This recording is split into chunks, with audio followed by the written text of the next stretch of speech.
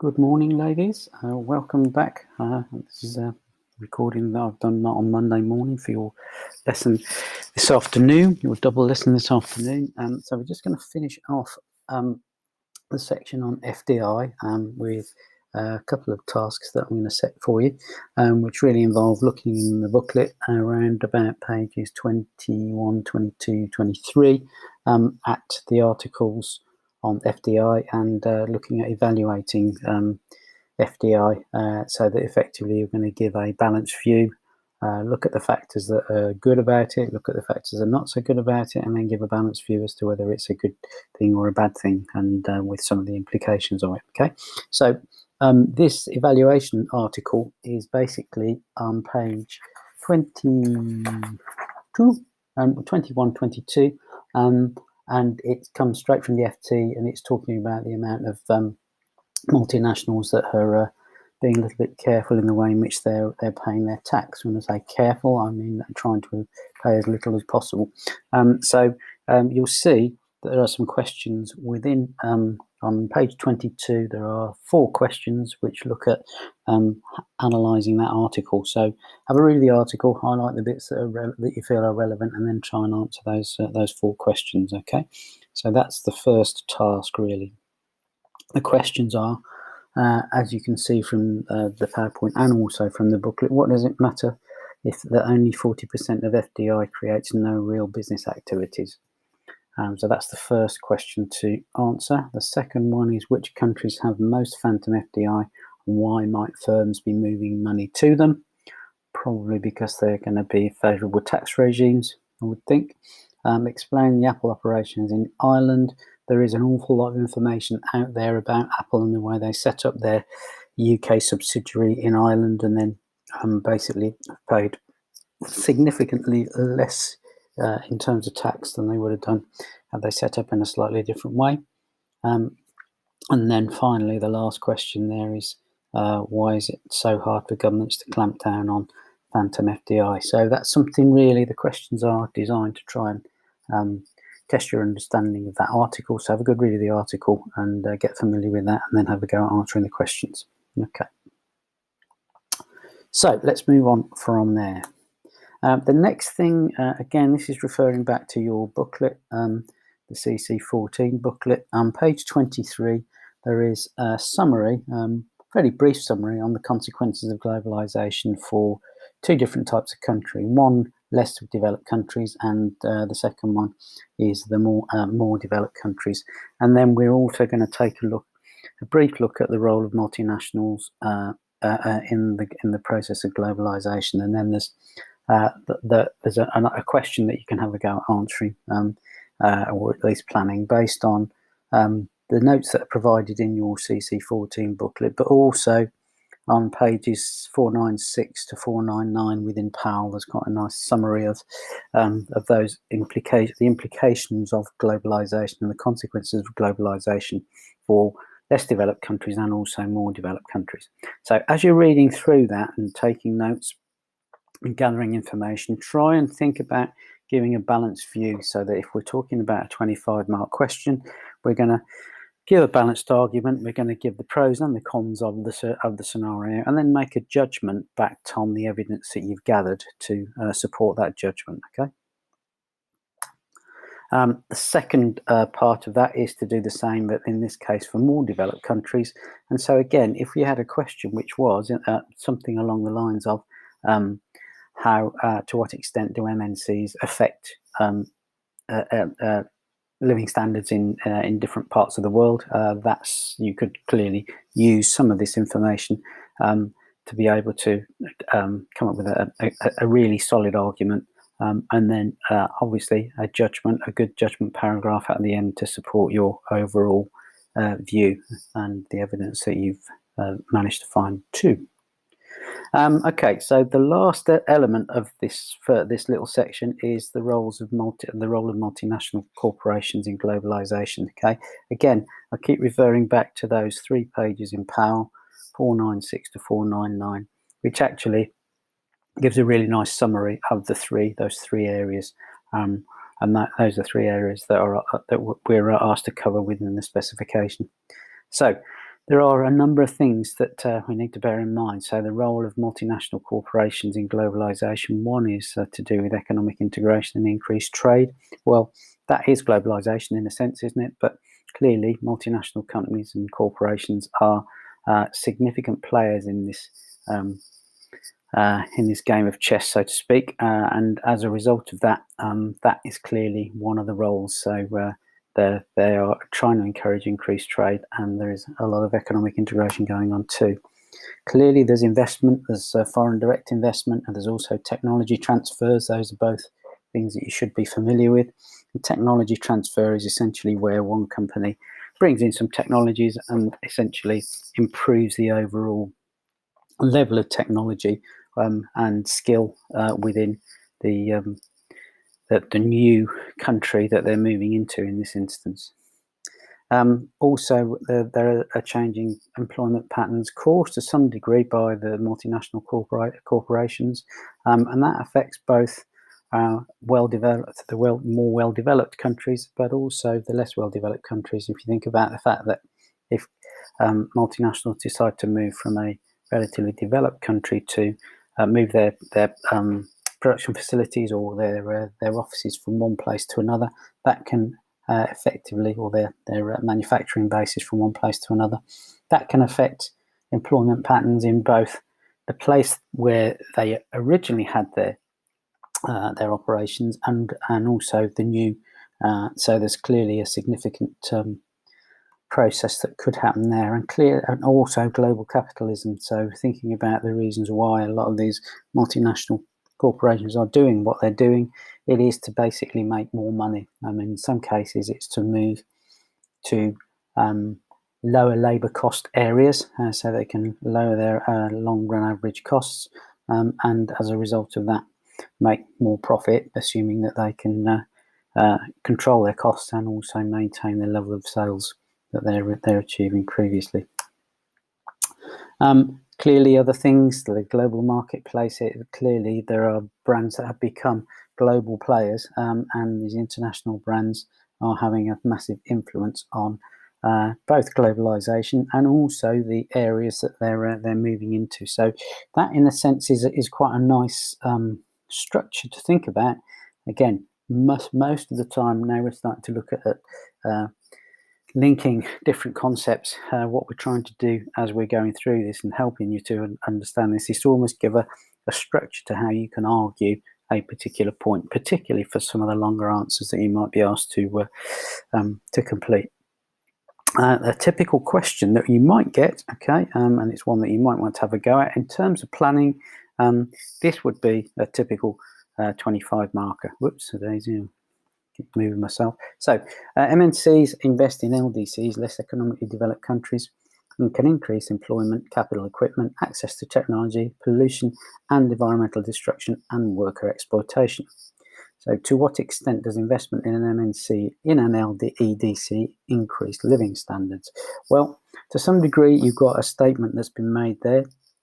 Not really a question as such. The first part is it's a statement about which says that basically MNCs do some good things, but actually the result of them setting up in less economically developed countries can do some fairly bad things too. And so the to what extent is really weighing up those two areas, and then seeing whether you believe that an MNC investing in an LEDC increases living standards. So this whole balance, the process of considering all of the options, putting some evidence in place, evidence of examples that you've got at your fingertips or based on the research that you've done, and then coming to a judgment. And again, as we've said before, and it's something that we'll do and spend some time when we come back together face to face, the judgment paragraph, writing a good judgment paragraph is really, really important, and that's something that we'll look at in a bit more detail, as I mentioned, when we come back together again.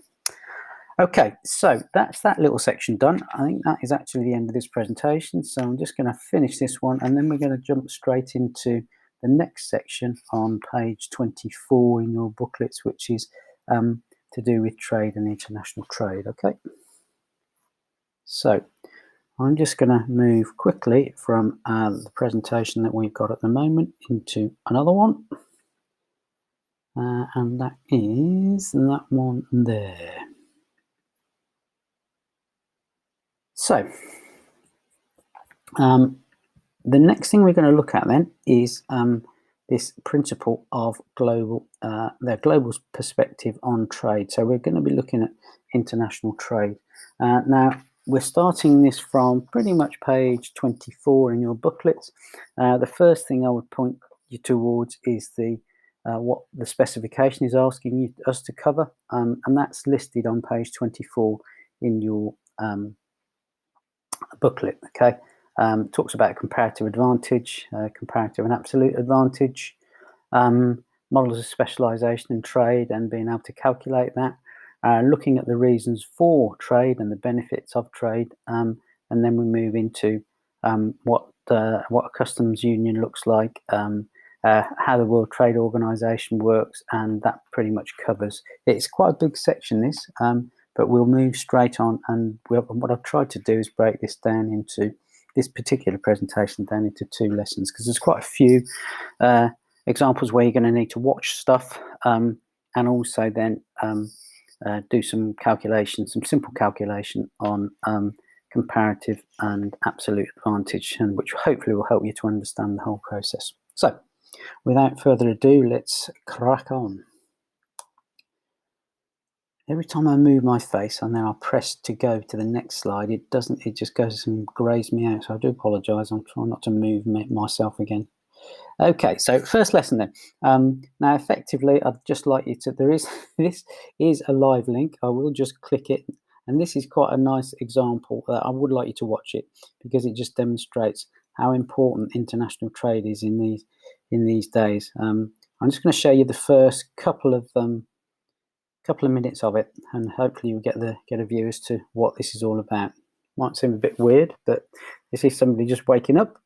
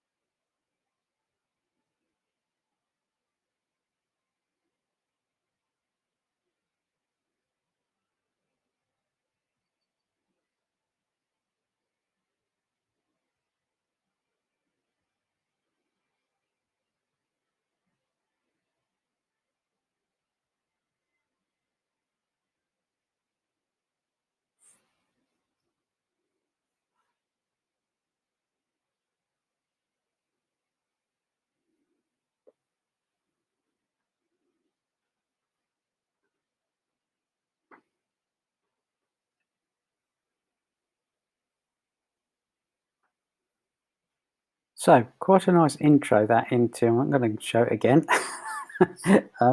into the fact that when we are, from the moment we wake up right the way through the whole rest of the day, you can just see that we are being affected. The choices of goods and services that we've got available are massively influenced by the fact that we have these trading partnerships with other nations. So I'd like you just to think. Now, obviously, we can't discuss this in pairs. You could have a chat with yourself about it, or you could just jot a few things down about why do you think that countries trade with other nations? What are the reasons for trade? So I'm just going to give you a couple of minutes just to jot a few things down and see what you think about that, and then we'll move on. Okay, so examples and reasons for trade then. Well, clearly one of the main reasons is that in some instances we're not able to produce everything that we want as consumers. We know we've got unlimited wants, and we can't necessarily satisfy all of those based on what we can produce within our own country. That might be down to different factor endowments. So if we have the climate to grow bananas, great. But if we haven't, then we may be going to need to think about where we're going to import that particular good from. If consumers want choice and they want lots and lots of options to choose from. So clearly, and something that we'll look at specifically when we start to consider this in a bit more detail, is trade does allow countries to specialise in the goods and services that they are most efficient at producing, and that's one of the main reasons for international trade, to be honest. And we'll look at some of the benefits that we as a whole economy get by using this principle of specialising in goods that we're good and most efficient at producing. It could be down to price in some cases. The reasons why, if one particular country can produce something more cost effectively, it might mean that the price that we can buy that for is significantly cheaper than if we'd have produced it in this country, for instance. And then obviously we've got product differentiation and branding now. We could argue that the marketing industry and the branding industry are responsible for a lot of these things, but effectively we as consumers are wanting more and more choice. As we become more and more sophisticated, we want the right product and we want it beautifully designed, and as a result of that, product differentiation and branding, and again consumer choice, is one of the reasons why in lots of instances where different countries will trade with different nations. So we're going to start to look at a few more technical areas which basically link into what we just talked about. And it's one is a very important law for you to get your head around, and that's the law of comparative advantage. Okay, not competitive advantage, but comparative advantage. And I think you might have touched on this before, but we're going to go through this and go through a few examples, which hopefully will make it a bit more clear for you. Now, the other thing I want to just draw your attention to on page 25 in your booklet, there are some key terms. Ranging from absolute advantage through to tariffs, quotas, subsidies. So there are some good definitions which will help you to understand some of the things that we're going to talk about as we go through these next couple of pages within the booklet. Okay. So the other thing I just want to sort of pose as a question is, in terms of some of the disadvantages of trading with other countries, can you think of any? And that's something that you can, again, at the bottom of page 25, think about what some of those disadvantages may be, and then jot those things down. Okay, so we mentioned the theory of comparative advantage, and obviously we got the slides to look at here, but also on page 26 in your booklet, it just explains a little bit more about this gentleman, David Ricardo. Okay, he was born in 1772, and basically his theory of comparative advantage was about the reasons why two countries might benefit by trading with one another based on the principles of specialisation and trade. Okay, and it's a really important principle to understand. Part of the main reason for trade is considered to be this idea of comparative and absolute advantage and comparative advantage. And we're going to look at a couple of examples which hopefully will help you to understand that in a relatively simple way, but it is also, we'll move on to look at how opportunity cost might also come into that as well.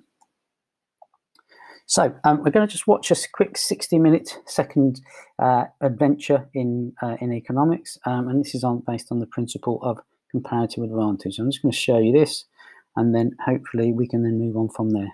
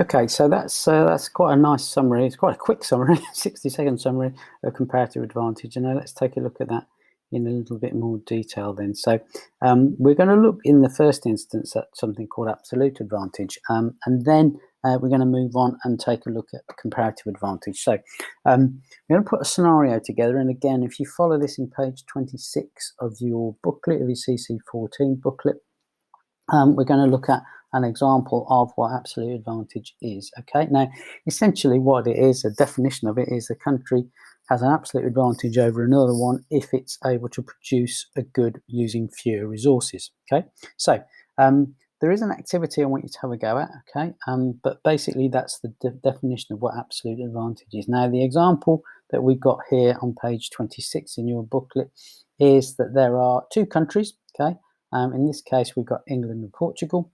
And there are only two products being produced, and that's wheat and wine.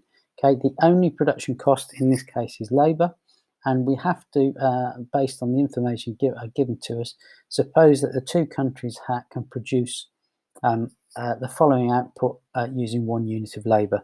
Okay, so in this instance, England can produce 10 units of wine, or it can produce 50 units of wheat with that 1 unit of labour, whereas Portugal can produce 30 units of wine or 40 units of wheat with that 1 unit of labour. Okay, now if we then take a look at the principle of the absolute advantage, in this case, which country has the absolute advantage in producing wheat? Well, if we take a look at that in terms of the amount of wheat that can be produced using that 1 unit of labour, we can see from our chart that in this instance it would be England, because we can produce 50 units of wheat and Portugal can only produce 40 units of wheat for that 1 unit of labour. Okay, if we then take a look at the absolute advantage in terms of the country producing wine, in that instance clearly we have a situation where Portugal can produce, using that 1 unit of labour, can produce 30 units of wine, and England can produce only 10. So if we then take a look at the next question, then how could that be of benefit then if we were going to choose to do some sort of trade of some description? Well, clearly in this instance, if we were going to do that, because Portugal has an absolute advantage in terms of producing wine, Portugal would specialise in producing wine and England would specialise in producing wheat. Okay, so if we think about that, that's all well and good, and clearly in this scenario it would certainly be beneficial for countries to have an absolute advantage to actually produce both to produce the goods that they're most likely to be most efficient in. Okay, and so in this scenario what we would do is assume that each country would choose to specialize in the area that they're going to produce more effectively in. Okay, so the one thing that we need to think about though is that it would still also be advantageous, even if one country has an absolute advantage in producing both goods. There would be a reason why, and there could be a reason why you might choose to specialize in where they hold a comparative advantage, and we're going to explain the difference between that and absolute advantage in a minute. Okay, so again, if we take a look at page 27, there is an example there of how comparative advantage works, and we'll move on and take a look at that now. So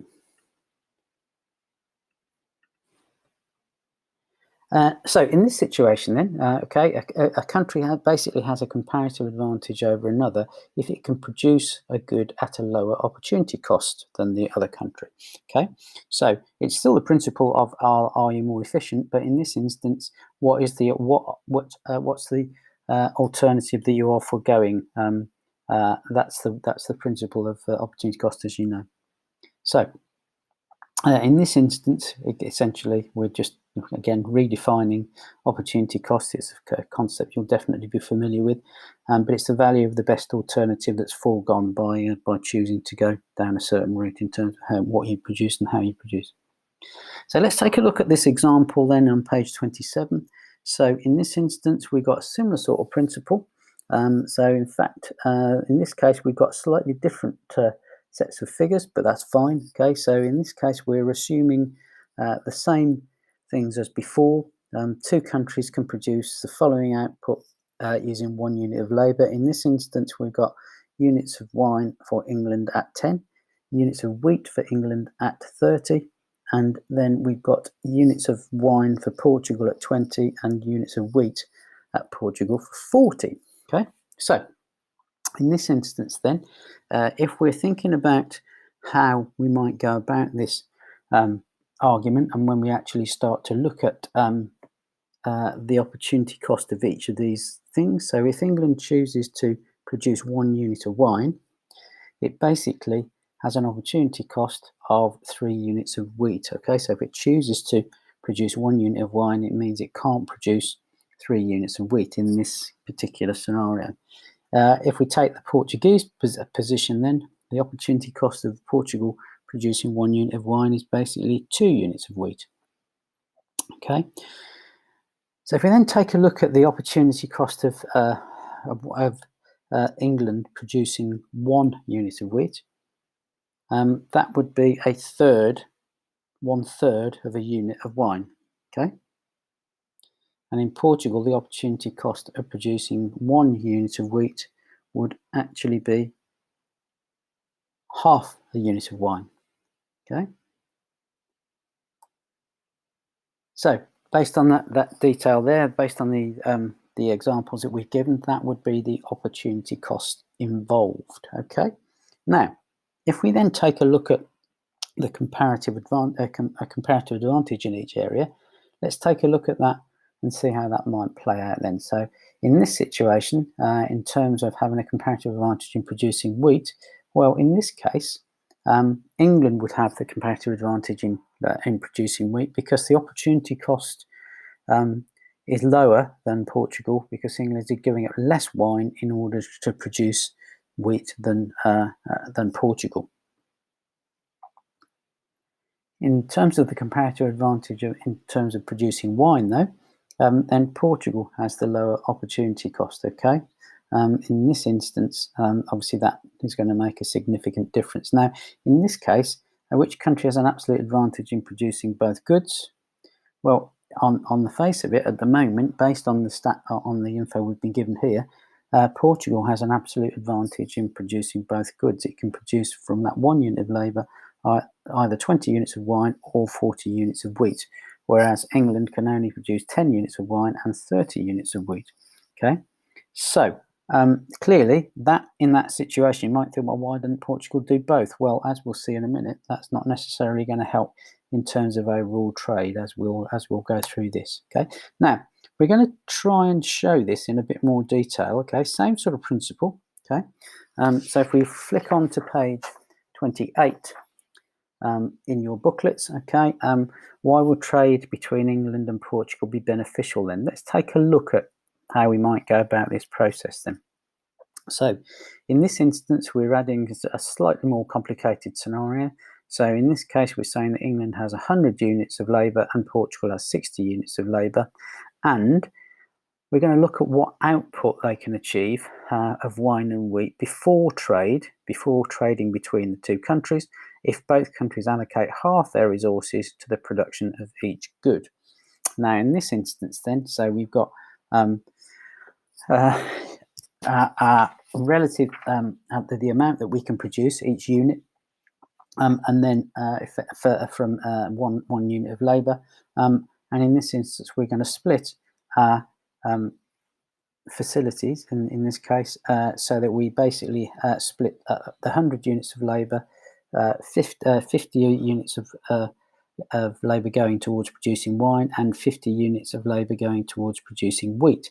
So those combined figures would essentially achieve 500 units of wine produced in England and 1,500 units of wheat produced in England too. Now, when we talk about the Portugal scenario, where we've got less labour, but in this case we're going to divide 60 units of labour into 30 units spent on wine and 30 units spent on wheat. So we can see that if we assume, this is obviously a much more simple, it's a very simplified version of world trade. We know that there are a lot more countries that trade between one another, but on the basis of these, without trade, the world output, based on the way in which we've made those assumptions, is basically 1,100 units of wine and 2,700 units of wheat. Okay, so that gives you an idea of how that whole process might work. Okay, now if we then take a look at how we might choose to improve the scenario if we actually started to trade rather than not trade between the two countries. So same sort of principle, okay, but in this case, again on page 28 in that second table, we're going to look at what the output of wheat and wine would be if both countries were to specialise and allocate all of their resources to the good for which they have a comparative advantage. Okay, so remember the comparative advantage is based on the lower opportunity cost for each. So in this instance, England would choose to specialise in producing wheat. They wouldn't spend any time producing wine in this simplified example. So basically, on that principle, 30 units of wheat per item of labour basically gives us 3,000 units of wheat. If Portugal does the same and spends 60 hours of labour, or 60 units of labour rather, not 60 hours, is it 60 units?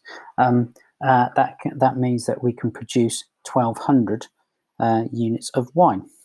So our world output would actually be 1,200 units of wine and 3,000 units of wheat based on that specialisation process. Now, if we flick back to the previous example, our world output was less for wine and also less for wheat based on where there was no trade. So where we actually have trade and we specialise in the area we're best at producing in, then overall we get some overall benefit, okay? Now, what can we conclude from that then? Well, in this situation, and actually it probably would have been easier if I'd have just shown you this table, we can see that before trade, with those splits, as we explained, we had world output of wine of 1,100 and world output of wheat at 2,700. Well, but after trade, due to this specialisation, due to the fact that we've allowed countries to specialise in what they're most efficient at producing, then overall world output has been significantly increased by an extra 100 units of wine and an extra 300 units of wheat.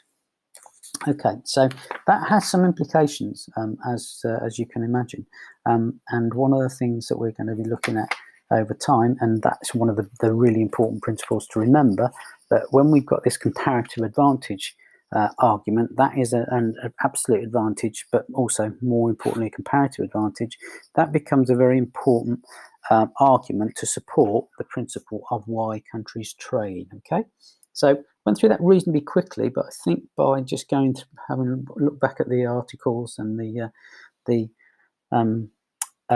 narrated PowerPoint, it should become reasonably clear, that I hope. Okay, so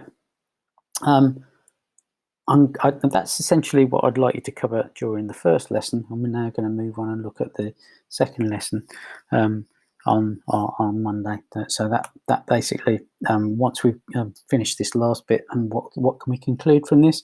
Well, basically, we can conclude from this that if a country specialises in the good for which they have the lowest opportunity cost, then clearly world output will increase, and that gives attendant benefits, and part of the reason why we actually trade with different parts of the world, in addition to some of the other things we talked about earlier on in the piece.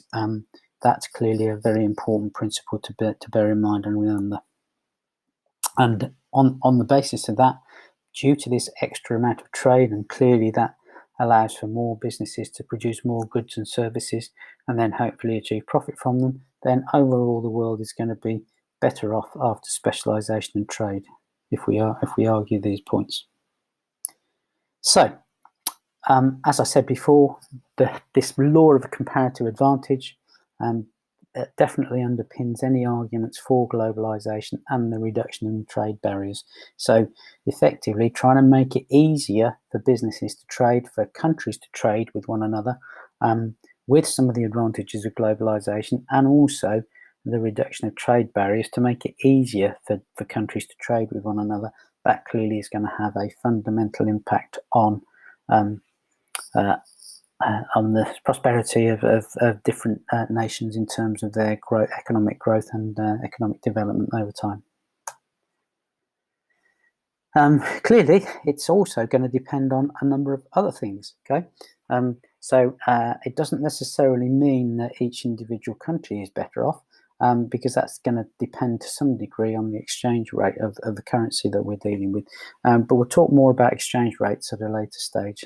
For the moment, just bear that in mind, that a country might be selling more in terms of the units it's selling, but dependent on its exchange rate, that won't necessarily make them better off. Okay, there is a short explanation, cartoon illustration, basically, of comparative advantage, which I think is about 5 or 6 minutes long. So if you click on this link here, that takes you to another YouTube reference.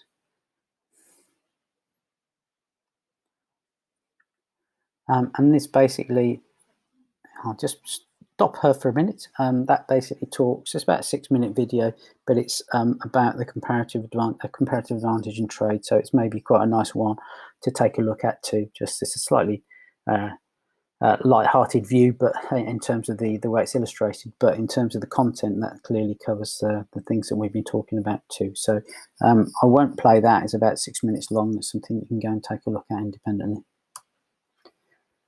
Okie dokie. So let's come out of that one for a minute. Going back into our presentation. So that's sort of the content for lesson 1. Now, I think given that the first part of it, of what we were talking about, is a little bit long, probably going to take a little bit longer than I thought. It may be that there's a little bit too much content for the double, but having said that, let's see how we go. So let's move on and take a look at lesson 2 then. So the first thing I want you to take a look at is there's an article for you to have a read of, okay, called Sharing Out the Jobs, the Parable of Comparative Advantage. And it's just, again, trying to give some context to the slightly odd examples that we've given in terms of wheat and wine. But this is something I'd just like to have a read of and then answer the question, if Pat took 2 minutes to milk sheep and Tarquin took 6, how could it ever be more efficient for Tarquin to do it? So again, have a read of the article, highlight the bits that you think are relevant, and then have a go at answering the 4 questions about absolute advantage, comparative advantage, specialization, and also why do individuals, companies, and economies have an incentive to specialize in a market economy? So that again is giving you some food for thought, and also an example of a typical sort of data response type question that you could have a read through and see what you can come up with based on what the information is telling you. Okay. So the next thing we're going to take a look at then is comparative advantage in and the terms of trade that we might find ourselves in with 2 countries. Now, in this instance, we're moving from wine and wheat to tractors and wool. So there is an article this is on page 30 in your booklets. There's a comparative advantage exercise I'd like you to take a look at. And in this scenario, we've got 2 countries, Britain and Australia, and the 2 goods are tractors and wool. Okay, so we've got, again, the same sort of principle. We've got 1 unit of labour that we're talking about. and Britain can produce 2 tractors with that 1 unit of labour or 1 unit of wool, whereas Australia can produce 4 tractors and 8 units of wool. So that on that basis, there are some questions, 7 short questions for you to answer based on that information to do with absolute advantage, opportunity cost, and comparative advantage. Okay, so I'm going to give you a bit of time just to take a look at that, and then we're also going to take a look at the benefits of trade within that example. Okay, so let's crack on. So, which country has an absolute advantage in producing both goods based on the stats that we've been given? Well, Australia has, because basically with that 1 unit of labour, they can produce 4 tractors and 8 units of wool. The second question then, in Britain, the opportunity cost of producing 1 tractor is basically half a unit of wool. Okay. In Australia, the opportunity cost of producing 1 tractor is actually 2 lots of wool. And so in this instance, then the comparative advantage in producing tractors would actually be Britain, okay? Because for us to produce 1 tractor, we're only giving up 1 or half a unit of wool, whereas Australia is giving up 2 units of wool. So in this instance, then, the opportunity cost of producing 1 unit of wool for us would be 2 tractors. In Britain, whereas in Australia, the opportunity cost of producing 1 unit of wool is half a tractor. So in this instance then, which country is a comparative advantage in producing wool? Well, clearly it would be Australia, wouldn't it? Because they're only going to have to give up half a tractor to produce their wool, that 1 unit of wool, whereas we'd have to give up 2 tractors in Britain. Okay, so let's take a look again. Similar sort of concept to what we've just gone through, but it's a slightly more complicated one. Not hugely more complicated, slightly more complicated. Where we're looking at, again, the benefits of trade. Now, again, we're making some assumptions. So Britain has 400 units of labour. Australia has 100 units of labour. And again, in this instance, we've chosen to split the output equally in terms of dividing the labour between each 2 sets of goods. So this is a very similar concept to the one that we were looking at previously. So in this case, where we have an equal split, so we split our 400 units of labour in Britain, 200 on tractors, 200 on wool, and our 100 units of labour for Australia split 50-50 between tractors and wool. And then our overall production in terms of the amount of tractors we can produce are 600. And in this case, also the amount of wool we can produce is 600 units. So if we then take a look at this next scenario, okay, where effectively, in this case, we would actually specialise in producing the good in which we have a comparative advantage. Well, in this case, for tractors, we can produce 2 tractors in Britain at a lower opportunity cost than Australia. So if we spent 400 units of labour producing just tractors in Britain, we could produce 800 tractors. And in this case, where we can produce 8 units of wool in Australia, with 100 units concentrating on just that, that would give us overall world production of tractors, if we assume Britain and Australia are the only 2 people trading in the world, but let's assume that for the moment. And that would also mean we'd have 800 units of wool. So again, same sort of principle. If we go flick back one, where effectively, if we choose to try to produce everything ourselves rather than trade, then that reduces the overall world output down to 600 for each. Whereas if we actually choose to specialise, then we increase that to 800 units of each. Okay, so again, the conclusion, well, basically, it's very similar to what we talked about previously, where we gave a simple example of wheat and wine, but now we're going to look at how that might also be affected in a slightly different way when we come to the benefits of trade. So in this instance, clearly, if we specialise in the good for which we have the lowest opportunity cost, world output will actually increase. And there is then an article I want you to take a quick look at, on the exchange rate. Now, the exchange rate is not the exchange, it's not currency exchange as such. It's basically the rate at which, in this case, the prices of two goods are likely to reflect the opportunity cost of each good being produced. Okay, so page 31, there is an article to have a read of and then have a go at filling in the blanks. Okay, the other thing that we're then going to do is look at how we can show this by drawing in a trading possibility curve, not dissimilar to a PPF, a production possibility frontier. And basically, in this instance, what we're trying to do is to see which would be the best option for both countries in terms of the level of trade and the level of specialisation based on comparative advantage. Okay, so if we take a look at how that might play out, I'll give you some time just to have a go at trying to fill in the blanks, and then we'll take a look at what TPC, our trading possibility curve, might look like when we're assuming there are all possible combinations of goods that may be consumed if a country chooses to specialise and trade. So let's take a look at the fill in the gaps. Then Britain is better off after trade because before Britain had to give up 2 tractors to obtain a unit of wool. However, after trade, Britain must only give up 1 tractor to obtain a unit of wool. So clearly that's a significantly improved scenario. And Australia would certainly be better off after trade because before trade, Australia had to give up 2 units of wool to obtain a tractor. After trade, they're only going to have to give up 1 unit of wool to obtain the tractor. Okay, so that simply put hopefully illustrates the point reasonably well. Now, obviously, what we can do is start to show that and illustrate how countries can benefit from trade using these production possibility frontiers. Okay, which again you should be reasonably familiar with.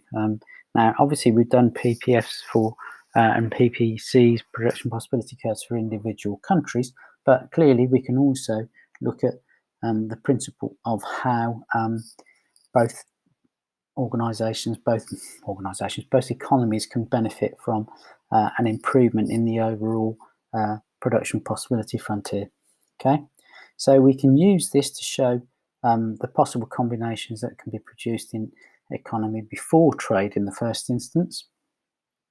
But also we can use that's a PPF, but a trading possibility curve can be used to represent all the possible combinations that may be consumed if a country decides to specialise and trade.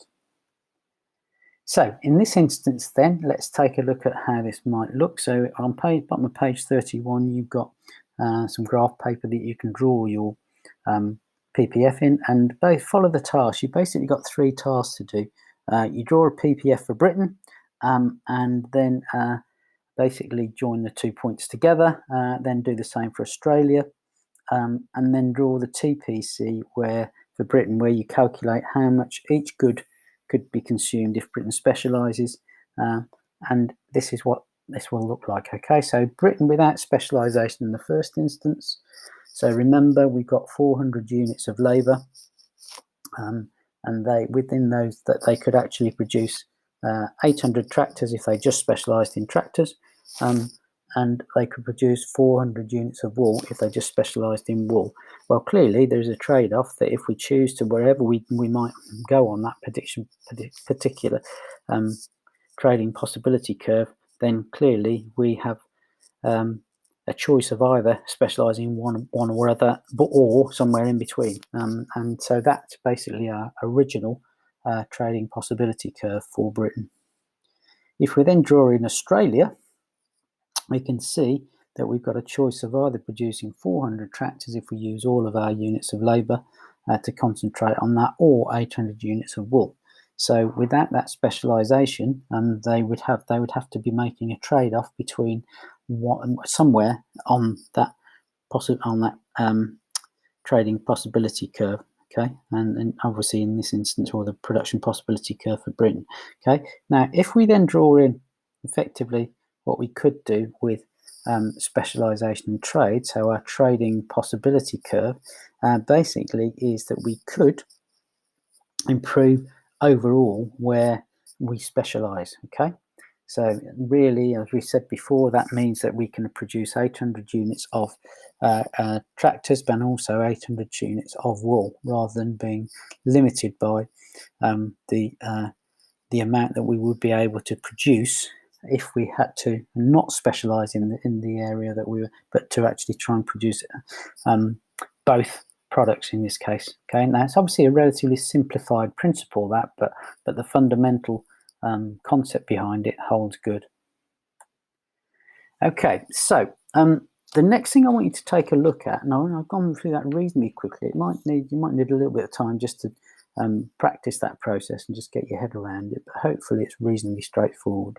But the next thing I'd like you to take a look at is to look at pages 31, the bottom of page 31 through to the bottom of page 32, where we start to look at some of the limitations and evaluation of the theory of comparative advantage. Okay, so there are 7 points are described, ranging from it assumes that only 2 countries and 2 goods are traded, right the way through to it ignores external costs. So there are a number of principles. So if you had to comment on comparative advantage and whether it's a good thing or a bad thing, well, clearly you can talk about the principles of that and specialization, but also some of the assumptions that are made, which might actually cause it not to be quite as positive a process as maybe we might think. Okay, so clearly in this instance, one of the things that we can also do is take a look at some of the limitations and also add some other things too. So clearly it doesn't identify external costs. So examples could be that it doesn't allow for pollution or any externalities of moving goods by road or rail or air and sea. So so that's something to bear in mind. So externalities or scenarios where external costs might actually be created by this principle of comparative advantage doesn't actually be considered in the theory.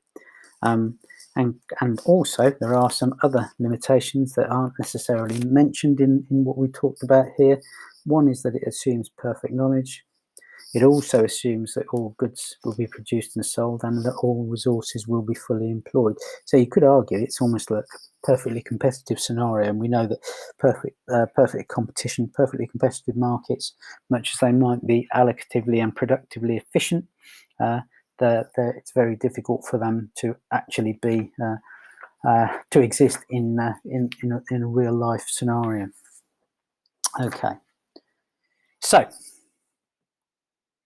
let's then move and take a look at the other things that could cause changes in comparative advantage, and then I think we'll probably stop, although we could move on and take a look at protectionism. I think actually that's probably going to be enough. Changes in comparative advantage. Well, over time, comparative advantage could change, and there's no talk of it changing in the theory that we talked about. But clearly, as technology and capital equipment changes and improves, that might change at a significantly faster rate in one country to another, and so comparative advantage may change. The skill level of the workforce and the human capital that is being employed could also significantly change, and with the emergence of new industries, new ideas, and think about the internet and e-commerce and all these other things that are causing significant changes, those are clearly going to also affect levels of comparative advantage. But the principle of comparative advantage and specializing in what you do best, and then trading in goods where you have a lower opportunity cost, is still a coherent argument that can be used for the reasons why countries should trade with one another. Okay, so I'm going to stop there, and hopefully that will make some sense for you. What we'll do in the catch-up next lesson is, or towards the end of the week, is to just run through some of those principles and make sure everybody's happy with them. Okay, so thank you for listening once more, and we'll catch up soon.